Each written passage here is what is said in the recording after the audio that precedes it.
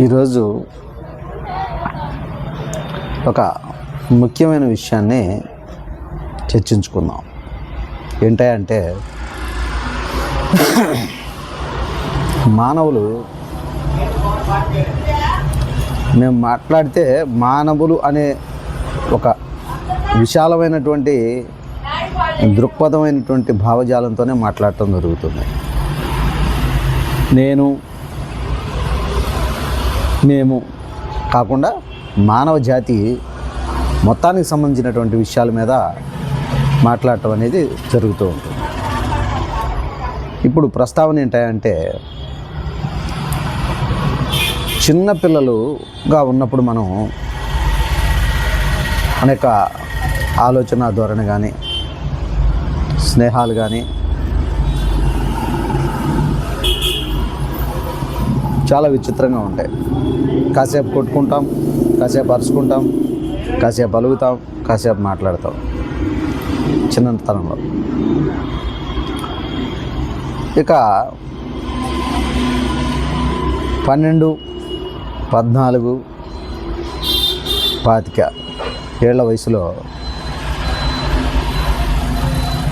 చాలా పట్టుదల, నేనే గెలవాలి, నా మాటకి నగ్గాలి, నేను అనుకున్నది సాధించాలి అనుకుంటాడు. 25 ఏళ్ల తర్వాత మనిషి యొక్క ఆలోచన మారిపోతూ ఉంటుంది. అదేంటంటే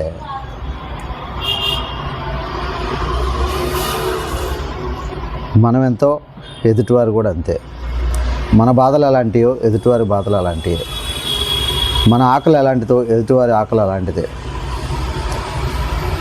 అలాగే మనతో పాటే మన పొరుగువారు అనేటువంటి భావజాలం ఆటోమేటిక్గా ఏర్పడుతుంది. అంతేగాని స్వార్థం అనేది తగ్గిపోతూ ఉంటుంది. విశాలత్వం, మన పక్కన ఎదురుగా ఉన్నటువంటి వాడు మనకు పరిచయస్తుడు కాదా అనేది ఉండదు. వాడి ఎదుటివాడికి మనలాంటి అవసరం ఉందేమో, అటువంటి సహాయం మనం కూడా చేయాలనేటువంటి ఆలోచన తప్ప వేరే ఆలోచన ఉండదు. ఇది సత్యం.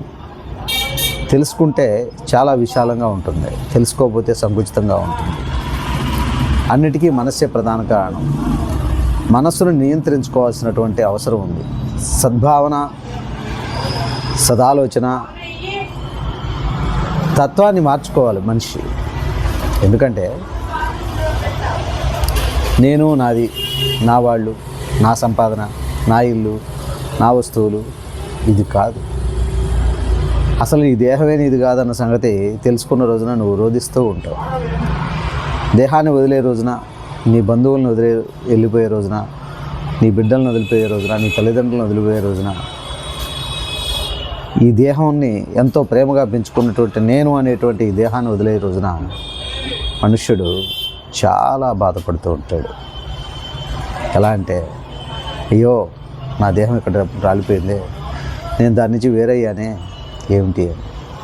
కానీ మనుషులు తెలుసుకోవాల్సింది ఏంటంటే దేహం ఉండంగానే ఈ దేహం నాది కాదని,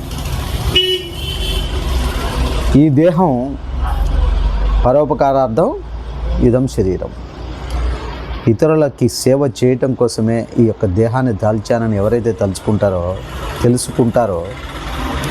కార్యాచరణగా చేస్తూ ఉంటారో వాళ్ళు ధన్యజీవి. ఈ దేహాన్ని ఏదో ఒక రోజున వదలక తప్పదు. శ్రీకృష్ణ పరమాత్మ అంతటి వాడే దేహాన్ని వదిలేరు. ఎవరైనా సరే ఈ భూమి మీద దేహాన్ని ధరిస్తే దానిది విడవక తప్పదు. దాని గురించి దుఃఖించవలసిన అవసరం లేదు అని గీతలో మనకి భగవానుడు చెప్పాడు. పాత వస్త్రాన్ని వదిలి కొత్త వస్త్రాన్ని ఏ విధంగా ధరిస్తావో అలాగే జీవుడు అనేటువంటి వాడు, జీవుడి యొక్క స్వస్వరూపం ఏంటంటే ఆత్మ అని తెలుసుకోనంతవరకు వాయు రూపంలో ఉంటాడు. వాయు జీవోత్తమ అశనంగత ప్రాణ. అశనము అంటే అన్నము, అన్నం పరబ్రహ్మ స్వరూపం అంటారు. అన్నము అంటే ఇక్కడ భౌతికమైనటువంటి అన్నం పొద్దున తింటే మధ్యాహ్నం తింటే సాయంత్రానికి ఆకలి అవుతూనే ఉంటుంది. కానీ అన్నం పరబ్రహ్మ స్వరూపం. గురువు గనక ఒక్కసారి మనకి ప్రాణప్రతిష్ఠ చేసి, అయ్యా ఈ విధంగా నీకు నేను అన్నదానం చేస్తున్నాను అంటే ఏంటి? అశన ఉత్పత్తి. అశనము అంటే ఏంటంటే అన్నము. అది అసలు నిజమైనటువంటి అన్నం. అశనము అంటే ప్రాణశక్తిని నేరుగా నీ దేహంలో నువ్వే క్రియేట్ చేసుకోవచ్చు అనేటువంటి బ్రహ్మ విద్య, యోగ విద్యని తెలుసుకున్నటువంటి వాడు దుఃఖించడు. ఎందుకంటే ఈ దేహంలో సమస్త ఈ యొక్క విశ్వం అంతా కూడా ఉంది. నువ్వు విరాట్ స్వరూపుడవే. మానవ దేహాన్ని ధరించడం అనేది ఒక అద్భుతమైనటువంటి వరం. ఏదో చిన్న చితక వరాల కోసం కాదు, వస్తు వాహనాల కోసం కాదు, నగలు నాణ్యాల కోసం కాదు, ఈ యొక్క భూగోళాని కోసం కాదు. ఈ విరాట్లో ఉన్నటువంటి విశ్వం అంతా కూడా మనలోనే ఉందని తెలుసుకోవడం కోసమే ఈ యొక్క మానవ దేహాన్ని ధరించాం మనం. ఇది తెలుసుకున్నటువంటి మనిషి దాని గురించి దుఃఖించవలసిన అవసరం ఉండదు. లేనటువంటి వాడు ప్రతిదీ కోల్పోయాననేటువంటిది, ఏదో నేను కోల్పోయానటువంటిది, నాదేదో లాగేసుకున్నాడు అనేటువంటి ఆలోచనతో దుఃఖితుడైతూ ఉంటాడు. ఇటువంటి దుఃఖం మనుషుల్ని పతనావస్థకు తీసుకెళ్తుంది. అంటే ఆత్మ పతనం అవుతుంది. ఆత్మ దాకా వెళ్ళనీదు. ఈ జీవుడు గుణాల్లోనే కొట్టుకుంటాడు. త్రిగుణాలు, తమో రజో సత్వగుణాల్లోనే ఉంటాడు. సత్వగుణాతీతమైనటువంటి పరబ్రహ్మ స్థితి రావాలి అంటే మనుష్యుడు ఎప్పుడు కూడా విశాల దృక్పథంతో మూలాధారం నుంచి సహస్రార చక్రం వరకు కూడా తన యొక్క దృష్టిని మరల్చుకోవాలి. అది సాధనతో మాత్రమే సాధ్యము. గురుముఖంగానే ఈ యొక్క విద్యని తీసుకోవాలి. అందుకే గురు బ్రహ్మ, గురు విష్ణు, గురుదేవో మహేశ్వర, గురు సాక్షాత్ పరబ్రహ్మ, తస్మై శ్రీ గురవే నమః. అంటే ఏంటంటే గురువు నిన్ను తీర్చిదిద్దుతాడు. ఒక సైంటిస్ట్ అవ్వాలన్నా, ఒక డాక్టర్ అవ్వాలన్నా, ఒక ఇంజనీర్ అవ్వాలన్నా, ఒక మంచి రైతు అవ్వాలన్నా పునాదులన్నీ కూడా తల్లియే మొట్టమొదటి నీకు గురువు, తర్వాత తండ్రి, తర్వాత భౌతికమైనటువంటి గురువులు. ఈ భౌతిక గురువులు దగ్గర నువ్వు ఏం అభ్యసిస్తావా అంటే ఈ భౌతిక ప్రపంచానికి సంబంధించినటువంటి విద్యలు మాత్రమే నేర్చుకుంటావు. కానీ ఆధ్యాత్మిక గురువుల దగ్గర ఏముంటుందా అంటే నీ యొక్క ఆత్మ ఉన్నతిని తెలుసుకోవటానికి కావలసినటువంటి పరబ్రహ్మమైనటువంటి విద్య ఉంటుంది. ఆత్మసాక్షాత్కారం, బ్రహ్మసాక్షాత్కారం, తర్వాతనే దైవం. దేవుడు దర్శనం అయిందా అంటారు ఏదో ఒక దేవాలయానికి వెళ్ళి. దైవం ప్రతి అణువులో ఉన్నాడు, నీలో ఉన్నాడు. నీలో ఉన్న దైవాన్ని నువ్వు దర్శించినప్పుడు అంతటా కూడా దర్శించగలుగుతావు. అంతర్ముఖం అవ్వాలి అంటే బాహ్య ప్రపంచం యొక్క వాసనలు అన్నిటికీ కూడా నువ్వు దూరం అవ్వాలి. ఈ విషయాన్ని తెలుసుకున్నటువంటి మనుష్యుడు ఉన్నతి చెంది మహోన్నతుడవుతాడు. కృషితో నాస్తి దుర్భిక్షం. కృషి చేత మాత్రమే ఇవన్నీ కూడా సాధ్యపడతాయన్నమాట. మనుష్యుడు తన్ను తాను ఎరగాలి. Know the self. Who is I am. నేను ఎవరినని ప్రతివాడు ప్రశ్నించుకోవాలి. నేను దేహాన్నా, నేను బుద్ధినా, నేను మనస్సునా, నేను ప్రాణాన్నా? ఈ ప్రాణంతో ఉన్నంతవరకు ఈ దేహంలో ఉంటున్నాం. ఈ దేహం వదిలిన తర్వాత నేను వెళ్ళేటువంటి మరి దేహం కట్టెక్కడే పడిపోతుంది. ఈ దేహాన్ని వదిలి నేను ఎక్కడికి వెళ్తున్నాను, నా యొక్క స్వస్వరూపం ఏంటనేది కనుక తెలుసుకుంటే మానవుడు అప్పుడు నిజమైనటువంటి జ్ఞాని అవుతాడు. అప్పుడు ఆత్మ యొక్క శాంతి జరుగుద్ది. అంటే ఉపనిషత్తుల్లో చెప్పిన విధంగా వాయురణుల అమృతమదేదం భస్మాంతం శరీరం.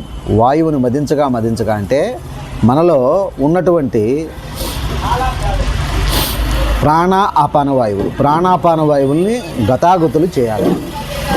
అంటే మూలాధారం నుంచి సహస్రారం దాకా కూడా నువ్వు వాటిని కిందకి పైకి చిలకాలి. నీ యొక్క అంతర్మదనం, సముద్రాన్ని కనుక ఏ విధంగా అయితే మదించారో దాని నుంచి అనేకమైనటువంటి విషయాలు ఏ విధంగా వచ్చినాయో, కామధేను వచ్చింది, హలాహలం వచ్చింది, ఇలాంటివన్నీ వచ్చినాయో నీ అంతర్ముఖంలో ఉన్నటువంటి నీ మనస్సుని, నీ బుద్ధిని, నీ శరీరాన్ని లోపల ఉన్నటువంటి దాన్నన్నింటినీ కూడా పక్కన పెట్టి నీ దృష్టి, నీ యొక్క తత్వం అంతా కూడా దేని మీద ఆధారపడి ఉండాలి అంటే అంతర్ముఖమైనటువంటి విషయాల మీదనే ఉండాలి.